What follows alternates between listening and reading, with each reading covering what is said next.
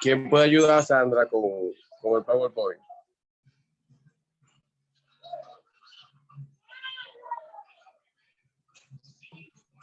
Es Diomedes que No va. le va a tocar exponer.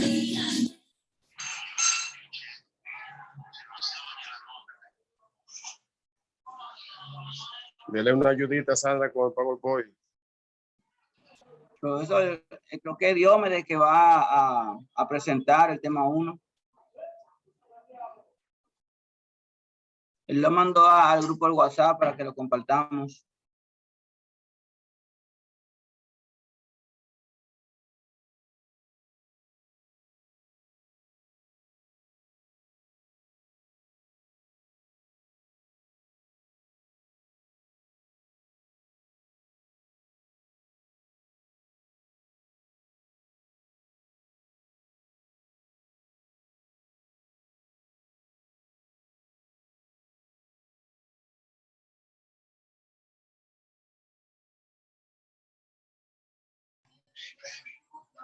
Chicos, ¿dónde están? ¿Dónde están? Que no lo siento.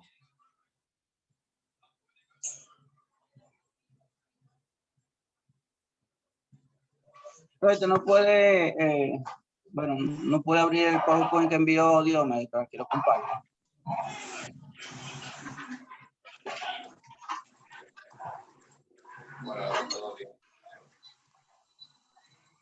Giovanna, Yunesi, Robert.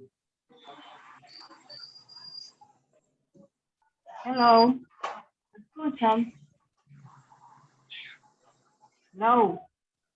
Hello, Robert. estamos esperando los expositores. No, Robert, voy a escucha. intentar compartir la diapositiva.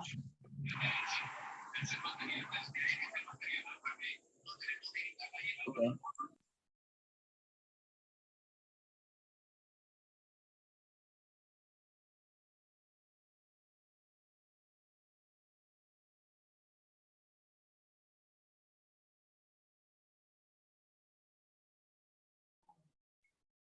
¿La pueden Adelante, ver? Diomedes.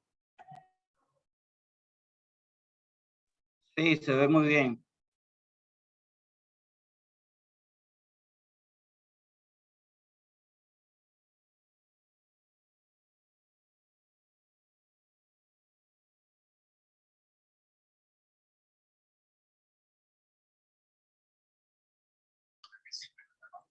No te escuchamos, baby. No escuchamos a Diomedes.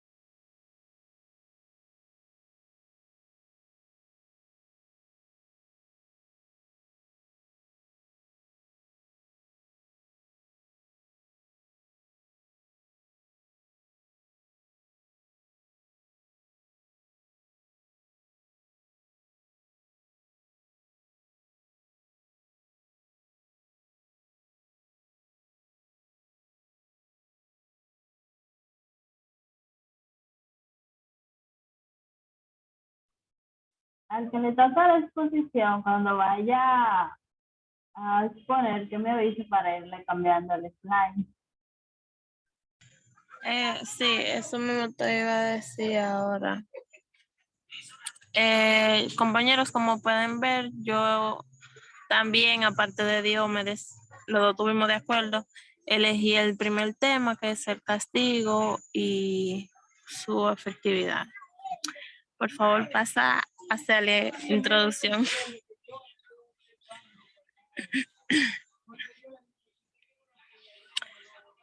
Como pueden ver aquí, le estaré hablando sobre lo que es el castigo y cómo funciona, y también algunos tipos de castigo y esas cosas. Pasa por favor al índice. Y aquí vemos los temas que vamos a estar tratando. Y pasa por favor. Entonces, aquí tenemos lo que es la definición del castigo. El castigo es uno de los conceptos centrales para la psicología conductista. Se trata de una técnica de modificación de conducta cuya finalidad es la de disminuir o extinguir la repetición de un comportamiento. Como lo que hacemos cuando un niño, por ejemplo, no quiere comerse la comida. ¿Qué hace la mamá o el papá? Lo que hace es que le corrige, pero a veces le corrige de una manera tan mala que el niño, en vez ¿cómo decirte? De respetarla, lo que hace es que le coge miedo y por eso él hace lo que la mamá quiere. Entonces, dale al siguiente, por favor. Tengo aquí, es asimismo un concepto que ha sido constantemente retomado e incluso criticado por algunas disciplinas fuera de la psicología, así como por subdisciplinas. Dentro de esta, especialmente por la pedagogía, la psicología educativa, la psicología clínica y también la psicología organizacional, entre otras. Se castiga una conducta cuando va seguida por la aparición de un estímulo aversivo o por la retirada de un refuerzo. Un estímulo aversivo es cuando la persona evita o escapa de él, que es como el ejemplo que acaba de dar. Cuando los niños, como quien dice, lo amenazan al momento de corregirlo. Si no sé eso, te voy a dar. Pasa al siguiente, por favor. Aquí podemos ver la eficacia del castigo, cómo funcionan y esas cosas. Cuáles son los supuestos beneficios. Y más adelante vamos a ver las contras. Es importante fijarse en el efecto que tiene el castigo para determinar si lo que se está aplicando es realmente un estímulo aversivo o no. Generalmente, los estímulos amenazantes, desagradables, dolorosos, son aversivos, pero lo serán o no dependiendo de las circunstancias. Existen, pasa al siguiente.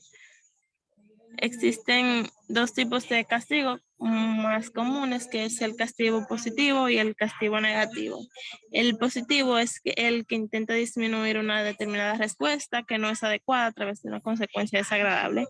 Y el negativo disminuye la conducta no adecuada a través de suprimir una conducta agradable. Pasa al siguiente, por favor. Aquí podemos ver cuáles son las consecuencias del castigo según Ángela Marulanda, que es una reconocida educadora familiar, que el castigo no promueve respeto, sino desprecio, no promueve admiración, sino temor, no promueve deseos de enmendarse, sino deseos de vengarse, y eso es muy cierto, no promueve colaboración, sino hostilidad, y etcétera. Pasemos al siguiente, por favor, que ya no me acuerdo lo que... dale el siguiente de nuevo. ¿Qué es esto? ¿Qué es esto? No, ya. Ya terminé. Profe, ya terminé. Espero que les haya gustado. Lo siguiente, la bibliografía, donde yo saqué la información y todo esto. Muchas gracias.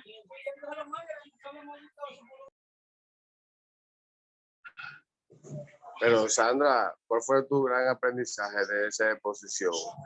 ¿Qué aprendiste y qué te llevas? Bueno, profesor, usted no sabe, yo tengo un hijo y antes de yo leer sobre el castigo, porque nunca me había sentado de que a leer eso, yo no tomo las mismas medidas que antes con mi niño, porque cuando él hacía algo incorrecto, mi reacción era de pegarle con una varita, tú sabes, castigarlo, ponerlo de que en su puesto, y el niño al principio reaccionaba supuestamente positivo, pero seguía haciendo las cosas. Entonces, nada, aprendí a cambiar la manera de corregirlo, no castigándolo negativamente.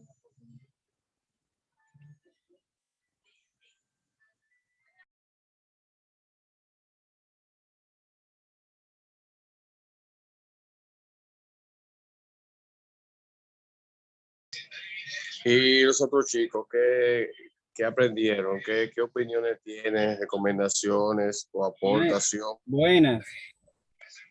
Sí, buenas. Maestro, disculpe que interrumpa, me agregué un poquito tarde a la clase, que usted sabe, a veces las cosas se le complican a uno y eso.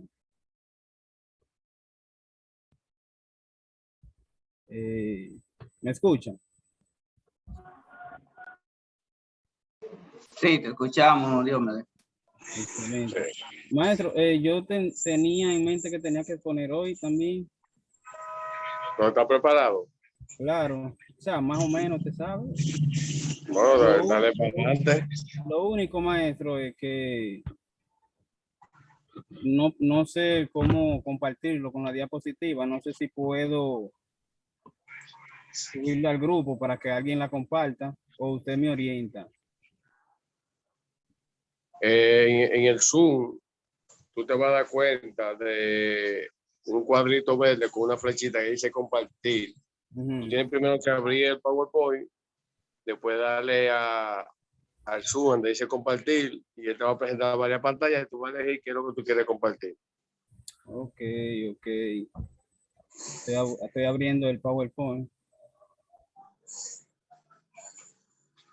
Ok, ya abrí el PowerPoint.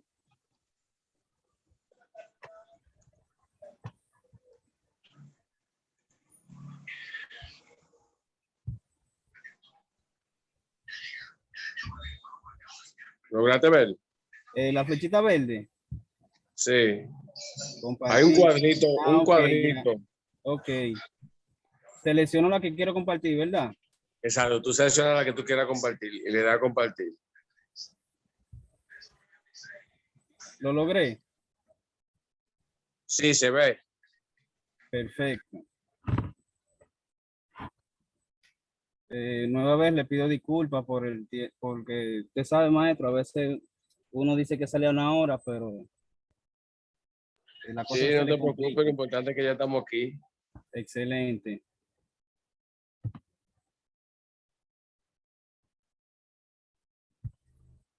Al igual que mi compañera, elegimos el mismo tema,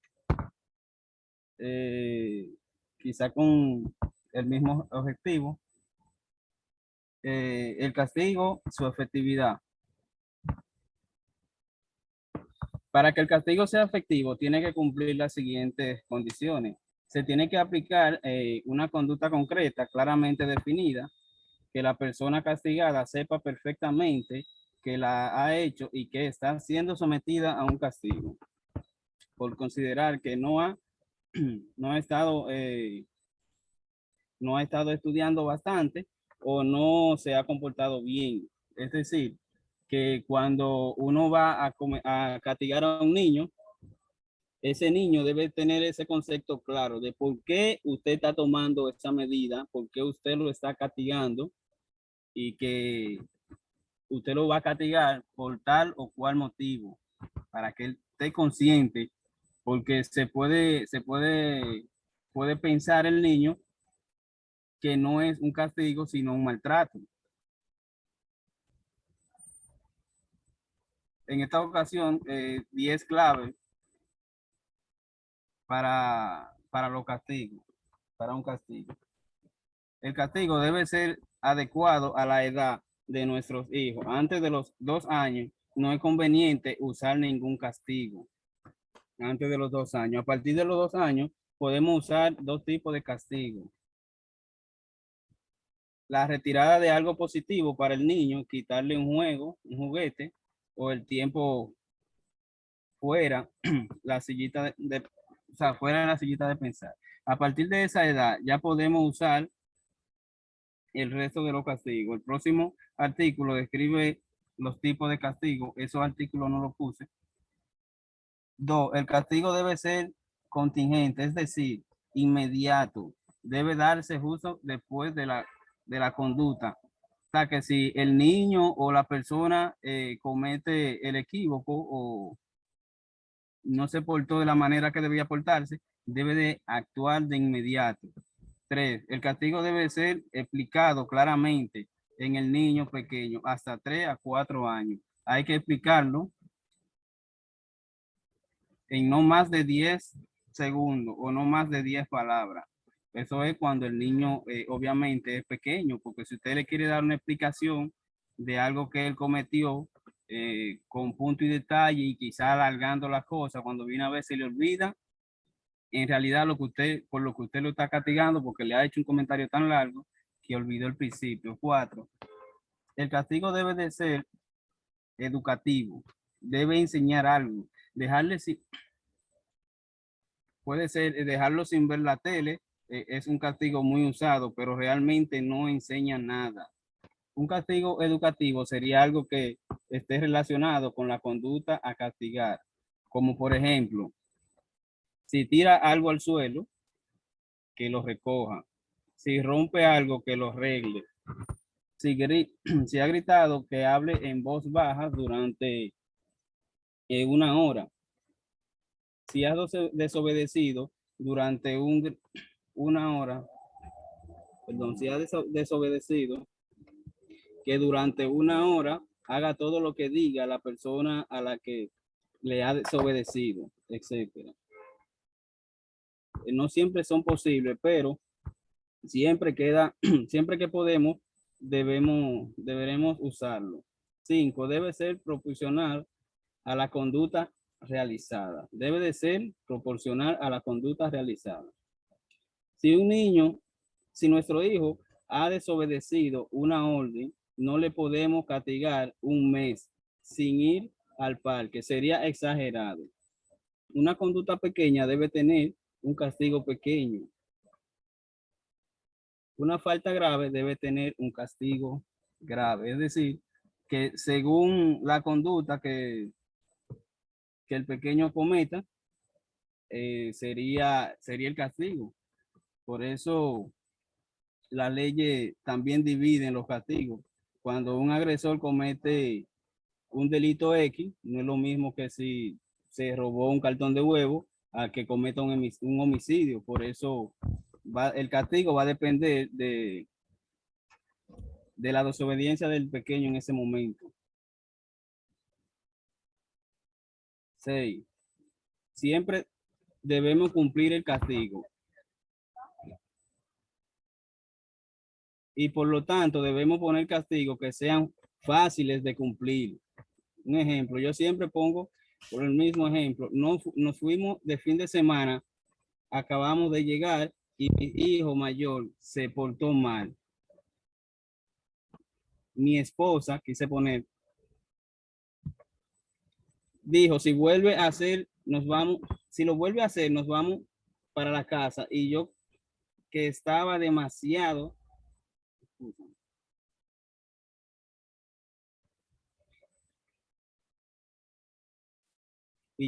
deshaciendo las maletas, me quedé parado, pensé cómo lo vuelvo a hacer, nos fastidiamos el fin de semana todo, menos mal que no lo hizo. Eso fue como un ejemplo, que acababan de llegar y que estoy en un parque. Acababan de llegar a un sitio y le dijo al niño, si vuelve y lo hace, el castigo sería que iban a regresar. Entonces, por suerte, el niño no volvió a hacerlo y en caso de que él hubiese cometido el castigo y por ese niño iban a pagar todo, porque iban a regresar todo para atrás, 7. El castigo debe de ser natural. Un castigo material nos aleja de las consecuencias reales de una conducta. Es mejor usar un castigo que tenga hacer cosas que le gustan, más que castigo que contengan que ver con no comprarle algo. Y si además podemos hacer castigos que se parezcan a las consecuencias naturales de la conducta, mucho mejor. Por ejemplo, si no te viste, no podemos ir al parque porque no puedes salir a la calle sin vestirte.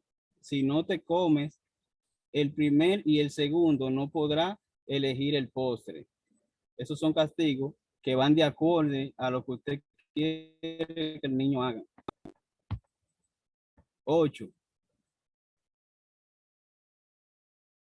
No poner nunca un castigo enfadado. Es decir, cuando ponemos los castigos, normalmente estamos enfadados. Ojo con esto, a veces uno pone un castigo y lo pone al instante y no piensa en la consecuencia. Por ejemplo, vamos a ponerme yo de ejemplo, que vamos a decir que sufro de ira. Un hijo mío me hace algo que no me gusta. Yo me siento mal o me incomodo.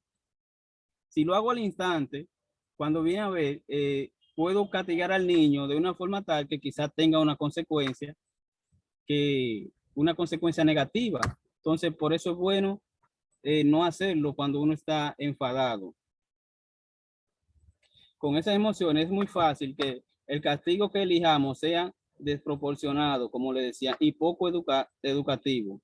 Por lo tanto, deberíamos contar hasta 10 antes de poner el castigo. Uno cuenta, bueno, en mi caso yo contaría hasta 50, porque a veces, por lo menos yo tengo 2 y el más chiquito es más travieso que ni le cuento. Siempre debemos avisar antes de poner un castigo. Debemos darle oportunidad a nuestros hijos de portarse bien. Cuando avisamos, damos opciones, enseñamos cómo debe de hacerlo para evitar el castigo. No es suficiente avisar una vez. Deberíamos avisar 3 veces antes de castigar, pero nuestros hijos deben tener muy claro que a la tercera será el castigo. No, no se trata de usarlo como una amenaza, se trata de dar oportunidad de hacerlo bien. A veces uno le dice, mira, si me hace tal cosa, te voy a dar una pela. Ahí lo estamos amenazando. O sea, ya eso es una amenaza. A veces cuando alguien se siente amenazado, lo que hace es que coge coraje. En este caso, uno le dice, mira, hiciste tal cosa, lo hiciste mal. Trata de no volver a hacerlo porque si lo hace, te voy a meter. Uno lo está advirtiendo y el niño entiende que uno lo está advirtiendo, que si deja de hacer lo que está haciendo mal, pues se puede librar el castigo.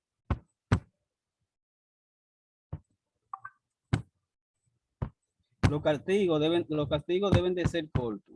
La duración del castigo no debe ser tan larga como para que se le acumulen los castigos. El niño pequeño no más de 2 días. En mayores, máximo 7 días, y esos castigos tan largos deberían estar reservados para conducta realmente grave. Es decir, que si un niño, vamos a suponer, quizá le habla duro a su papá o a su madre, que no es lo prudente, por eso usted no lo va a dejar un mes sin ver televisión. Por eso es que debemos de ser consecuentes y hacer el castigo según la gravedad. ¿Qué es el castigo? El castigo es uno de los conceptos centrales para la psicología conductiva. Se trata de una técnica de modificación de conducta cuya finalidad es la de disminuir o extinguir la percepción de un comportamiento. Es asimismo un concepto que ha sido constantemente retomado e incluso criticado por algunas disciplinas fuera de la psicología, así como por su disciplina dentro de esta, especialmente por la pedagogía. la psicología educativa, la psicología clínica y también la psicología organizacional, entre otras. En el lenguaje coloquial, el término castigo también se ha extendido y se ha cargado con distintos significados que con frecuencia lo utilizan como sinónimo de daño emocional o físico.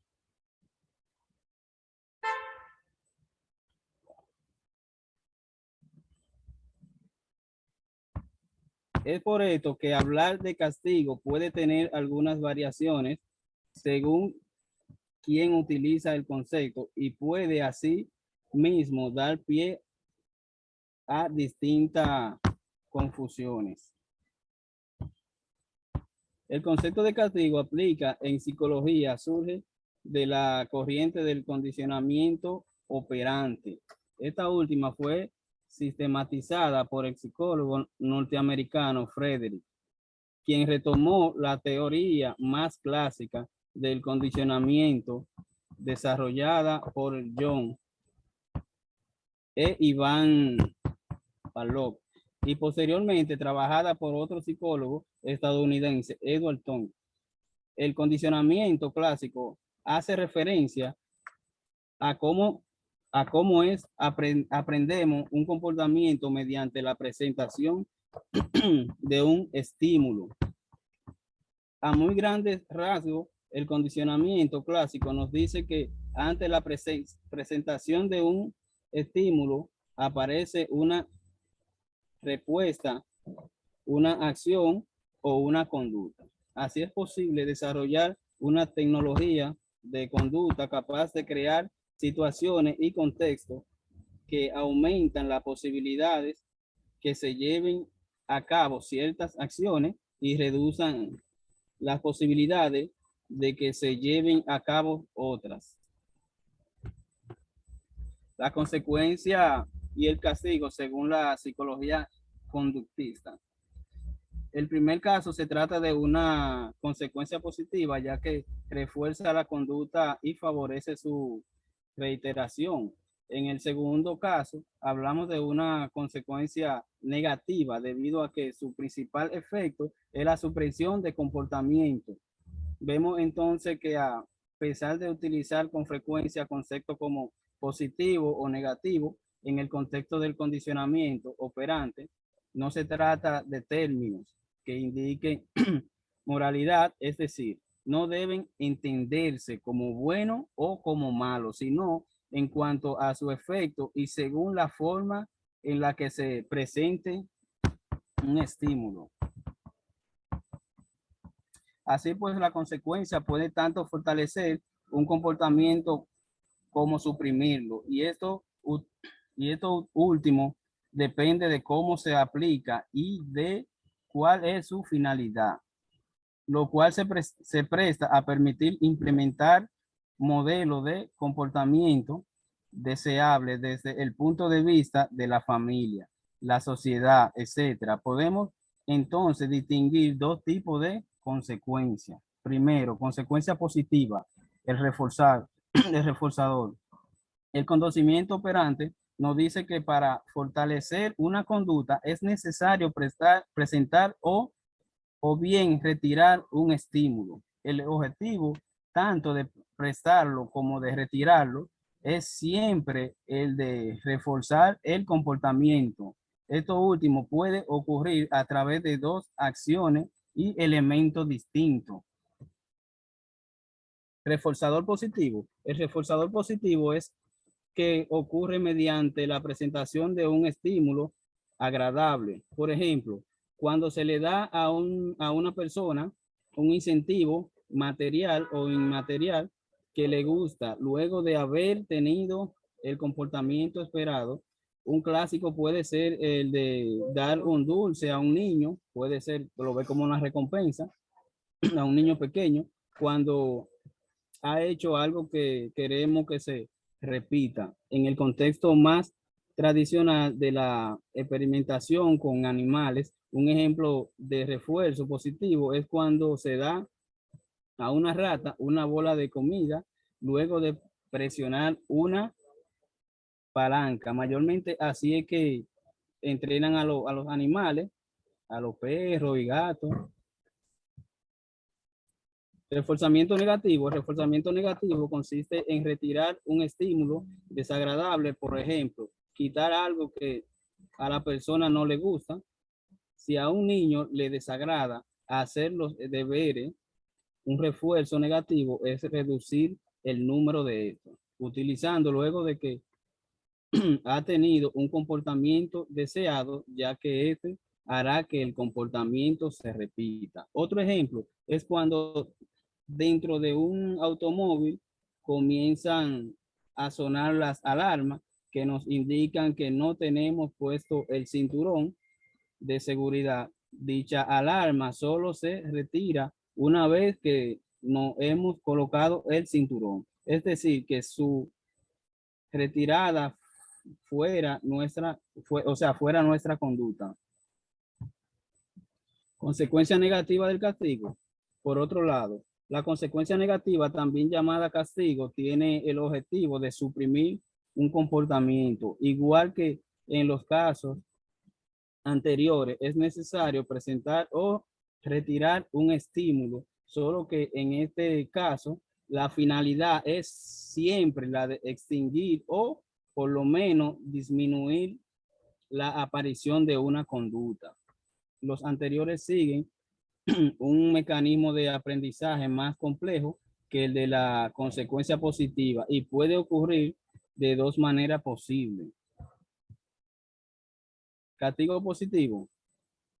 En este castigo se presenta un estímulo que provoca repugnación o rechazo, de manera que la persona o el organismo asociado a un comportamiento con dicha sensación desagradable y entonces evite su repetición. Tiene que ver más o menos con lo que le acabo de explicar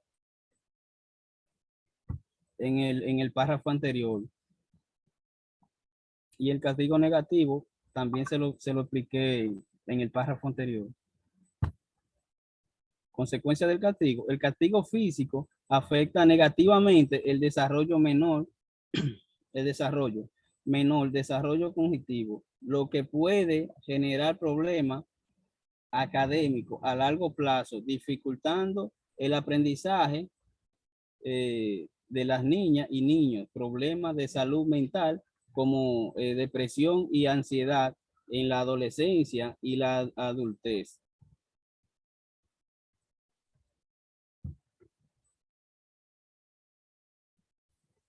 Hasta aquí la exposición. Maestra.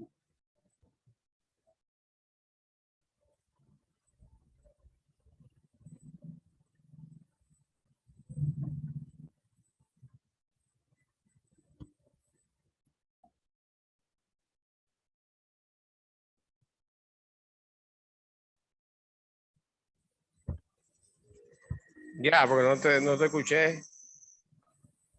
Ya. No te escuché. Ahora te escucho bien, ahora sí.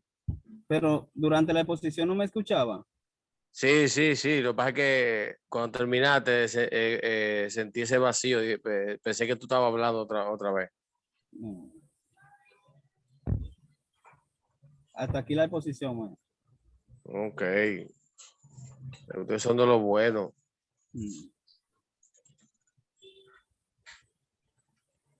Vamos a ver.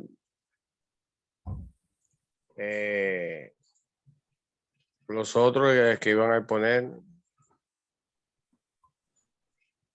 Yo, profesor. Sí. Tiene que darle, Dios mío, donde dice dejar de compartir.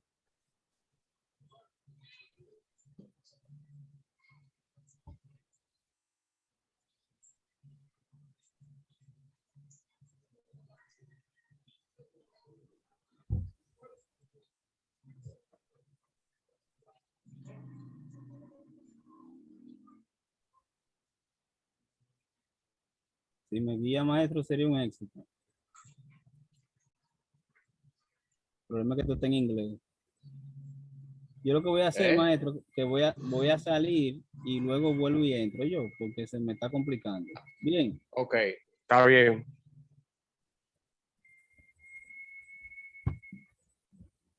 Ya. Ok, ya. Vamos a escuchar a la otra persona. Si está lista, que dijo yo, adelante.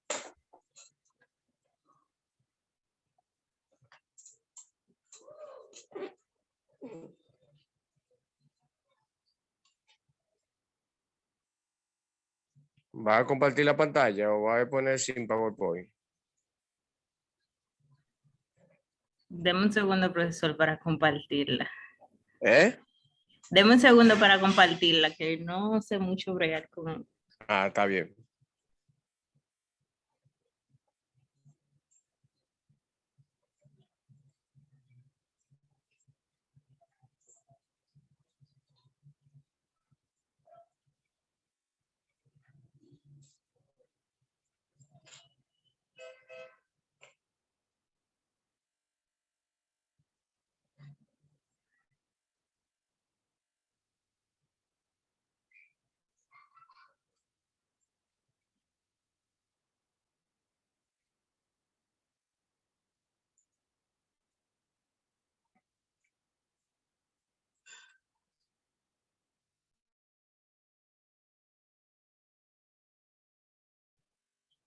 Adelante.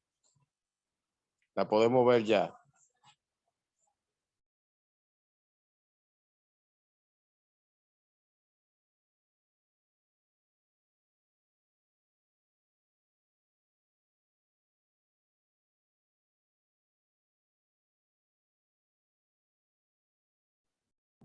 Se ve ahí, maestro.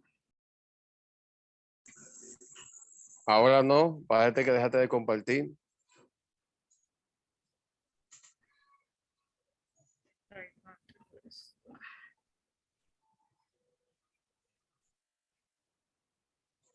Tienes que darle a compartir de nuevo.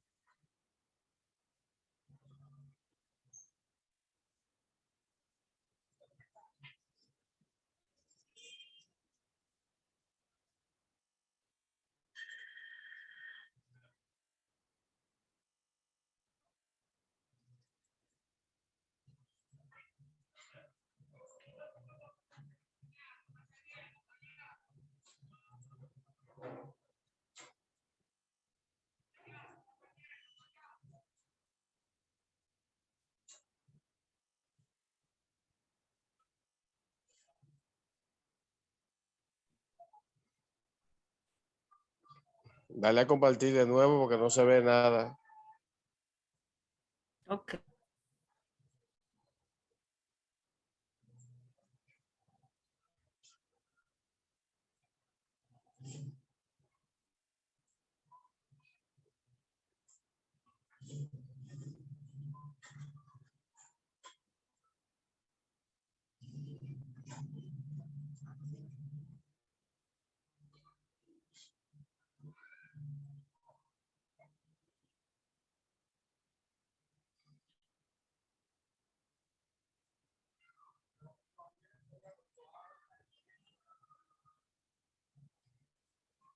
Hello.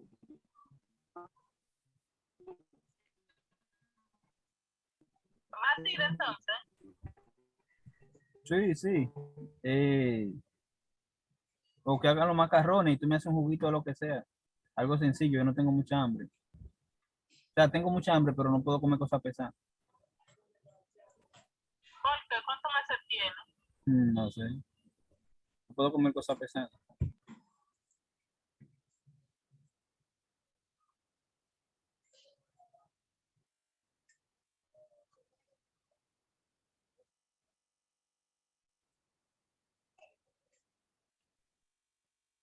Se nos fue la luz.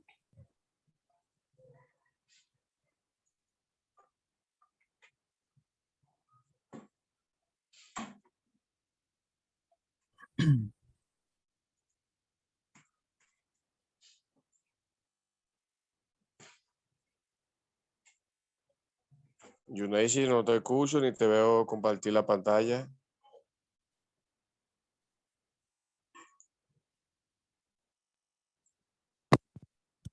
Disculpe, profesor, pero yo y mi compañera vamos a exponer, decidimos exponer el jueves, si se puede, porque hay una parte que ella va a exponer que le sigue a la mía. ¿Se puede exponer el jueves? Está bien. Profesor. Está bien. Y la otra persona que iba a exponer. Aló, profesor, porque se me fue la luz. Ah, ok, te entiendo.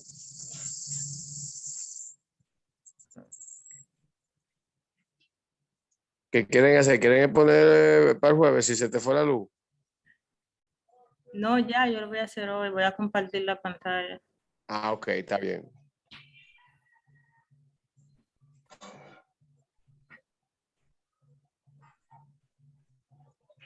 Me avisa cuando esté.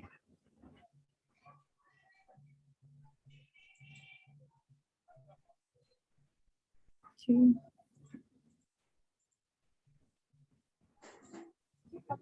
Se ve. Sube.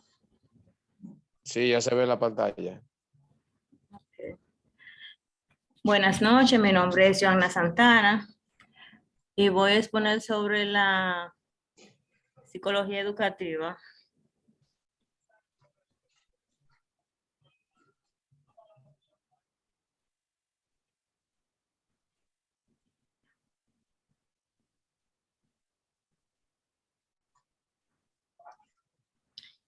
La psicología educativa es una subdisciplina de la psicología y está para mejorar el aprendizaje de un contexto escolar, puesto que se encarga de investigar tanto los métodos más apropiados para los estudiantes como los planes de estudios que facilitan la gestión en los centros educativos.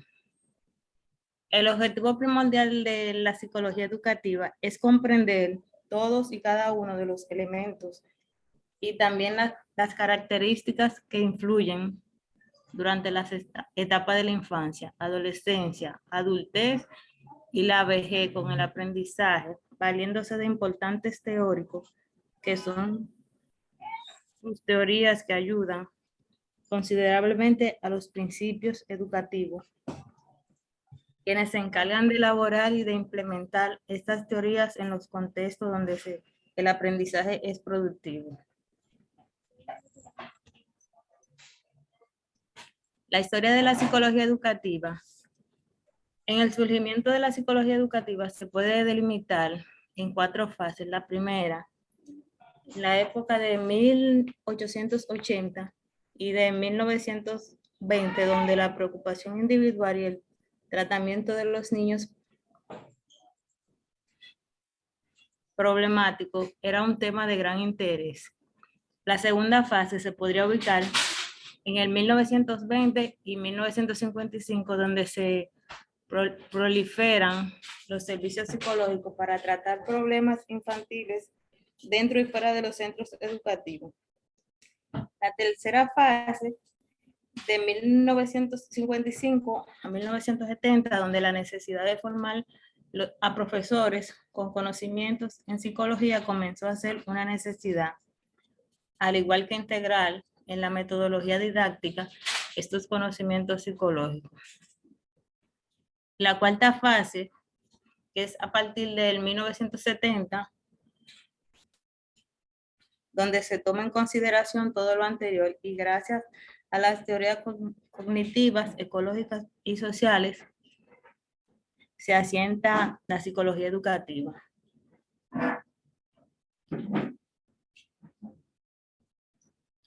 Las primeras referencias de esta disciplina datan a finales del siglo XIX por William James. Ahora bien, los avances de esta fueron paralelos al psicoanálisis. Y se puede decir que el verdadero creador en 1912 fue Edward Thorndike. Aquí se ampliaron los estudios y gracias a la aportación de la neurociencia, hoy contamos con un saber especializado.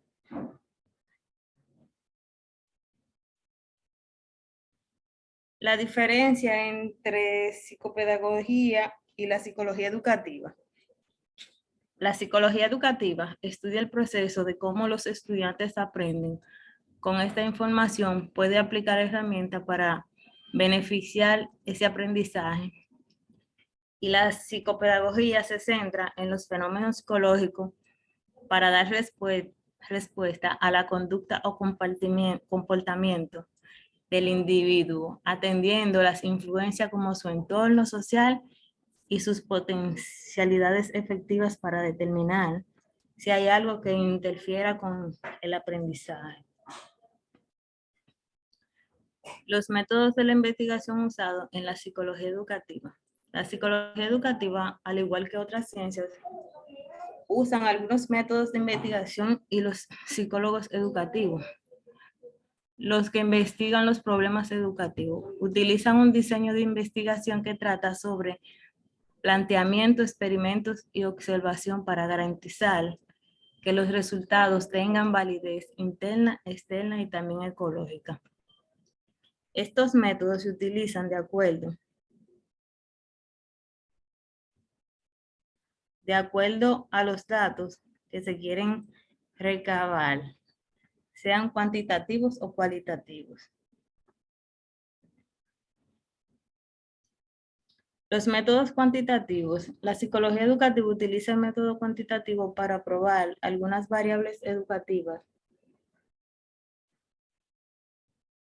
Es un método que centra su atención en números y cantidades. Los métodos cualitativos. Este método se aplica a datos verbales que son tomados de la conversación, de los diarios personales y entrevistas al recopilar la información necesaria. Se procesa y divulga estos datos. Las aplicaciones de la psicología educativa. Con la psicología educativa se investiga y se compone guías para la práctica de la enseñanza de forma los fundamentos de los programas que dan formación a los docentes y estudiantes para que el aprendizaje impartido en el centro educativo sea óptimo y los estudiantes desarrollen habilidades cognitivas. La importancia de la psicología educativa. Si la psicología educativa es importante para entender, si la psicología es importante para entender el comportamiento humano y la educación, lo es para la progresión de la sociedad, entonces la psicología educativa es importante para que los estudiantes obtengan el mejor aprendizaje mediante la manera más eficaz, atendiendo a los problemas que detecte luego de una serie de investigaciones con el fin de brindar las herramientas necesarias para el alumno como para el docente. Muchas gracias. Hasta aquí mi exposición, maestro. Gracias a ustedes por esas exposiciones. Yo las felicito. Dice una gran exposición. ¿Alguien más quería decir algo o hacer un comentario o quiere exponer? Sí, profesor, yo quiero hacer un aporte de ese tema que ella estaba explicando. Sí. Sí, que por otro lado, los psicólogos educativos también pueden ayudar a detectar problemas no específicos que pueden estar interviniendo el desarrollo educativo del menor. Por ejemplo, casos de depresión, ansiedad, adaptación curricular, problemas psicológicos y sociales desencadenados a raíz del bullying, como otros casos que se puedan dar. Exacto, eso es una realidad. Y también detectar los problemas de la familia, cómo la familia inciden en la educación de los niños y algún tipo de problema de aprendizaje, todo eso. ¿Alguien más que quiere hacer algo, una aportación? Sí, y también los psicólogos escolares también le quitan una gran responsabilidad a los demás profesores, que antes era un dolor de cabeza para los profesores no tenían conocimiento de psicología, poder lidiar con el comportamiento de algunos estudiantes. Pero ahora, con el surgimiento y la puesta en marcha de lo que es la psicología escolar, pues ya esa parte ya no es un problema de todos los profesores, porque la psicóloga o el psicólogo escolar puede tratar a ese estudiante y ver qué problema es que tiene, porque es su comportamiento, y buscarle una solución sin tener que afectar incluso la salud mental del profesor también. En cuanto. Muy bien, muy bien. Eso es importante, ustedes están siempre listos. Si no hay nadie más que vaya a exponer, nos veremos el jueves, si Dios quiere. ¿Estamos preparados? Bien, entonces el jueves a la misma hora. Sí, el jueves a la misma hora.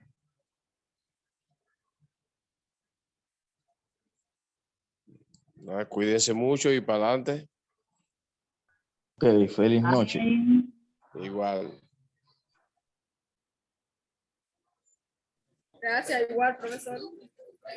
Igual.